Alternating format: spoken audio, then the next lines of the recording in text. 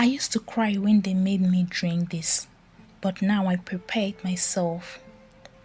The first time I drank bitter leaf water on purpose, I didn't make a face, and that's how I knew I had changed.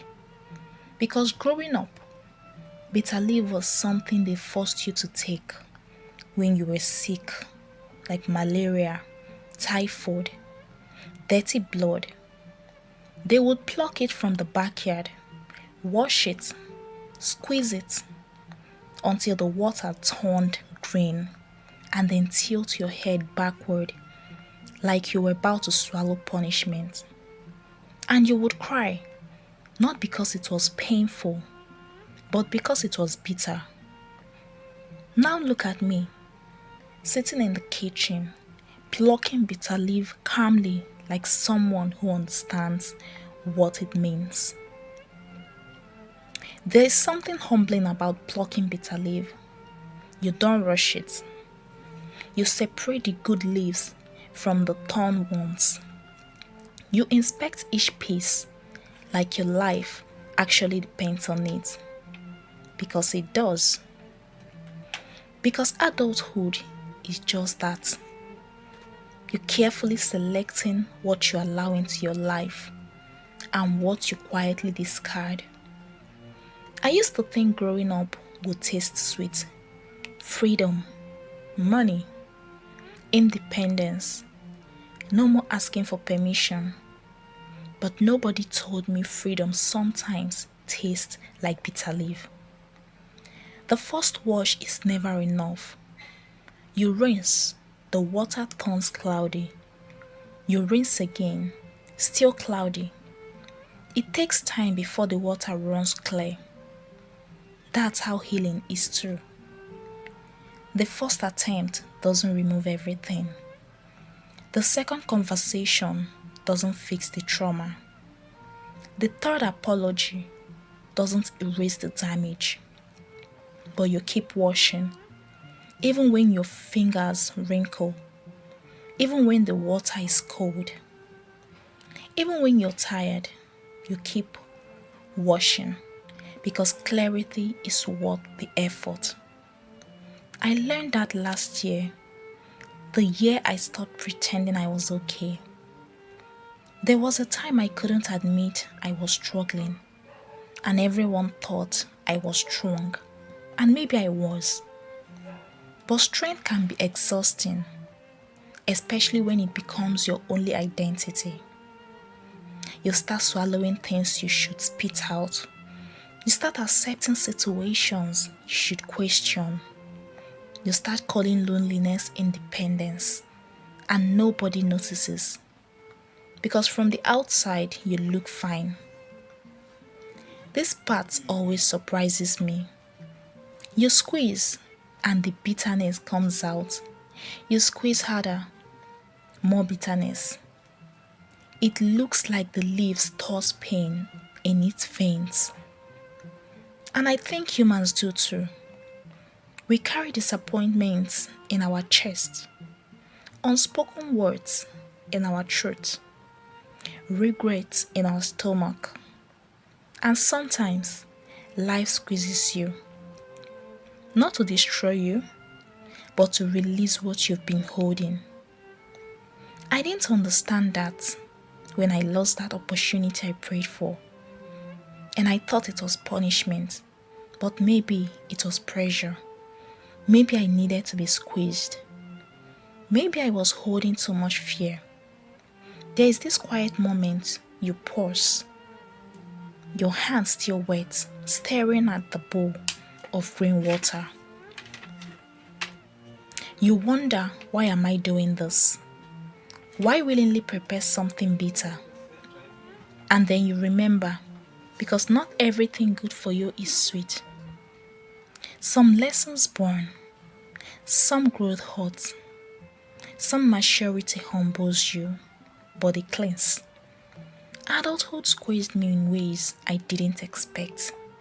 Friendships I thought would last forever. The dreams that didn't happen on my timeline. Silence from people who once promised always. Each quiz removed something: naivety, pride, expectation. What remained is clarity.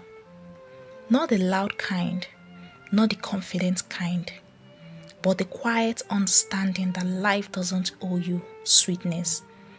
It only offers you balance. The cup looks harmless. You would never know how intense the taste will be. That's how most realities look. Moving out sounds exciting until rent is due. Graduating feels victorious until job application go unanswered. Being independent sounds powerful until you are the only one responsible when things fall apart. Nobody advertises bitterness. They only post the sweetness. There was a night I sat alone in my room, lights off, phone silent, and then wondering if I was falling behind in life. And everyone seemed ahead, traveling, married, building, winning. And there I was, recalculating, restarting and rebuilding. That night tasted like bitter leaf, sharp, uncomfortable, but necessary. Because that was the night I stopped comparing. Before you drink bitter leaf, you hesitate. You know what's coming, but you drink it anyway. That's courage. It's not the loud kind. It's the type that says, this may not taste good, but I will survive it. I've survived more than I thought I could: rejection, delay, loneliness, doubt, and somehow I'm still here. The taste spreads slowly, it doesn't attack. It settles, and then something unexpected happens. You adjust. Your tongue adopts. Your body accepts it. But it's still bitter. It no longer shocks you. That's growth. The things that once broke you now just built you. The situations that once made you cry now makes you reflect. The pain that once defined you just informs you. And I used to pray for a sweet life. Now I pray for strength. Because sweetness is seasonal, but resilience, that stays. Maybe that's why our parents made us drink bitter leaf when we were sick. Not just to heal the body, but to teach us early. Life won't always taste how you want it to. Drink it anyway. There is something powerful about choosing bitterness willingly. Not because you enjoy it, but because you understand it serves a purpose. I no longer run from uncomfortable conversations. I no longer avoid difficult truths. I no longer fear starting over. If it's bitter, I will taste it. From understanding that not every chapter is meant to be soft, some are meant to refine you.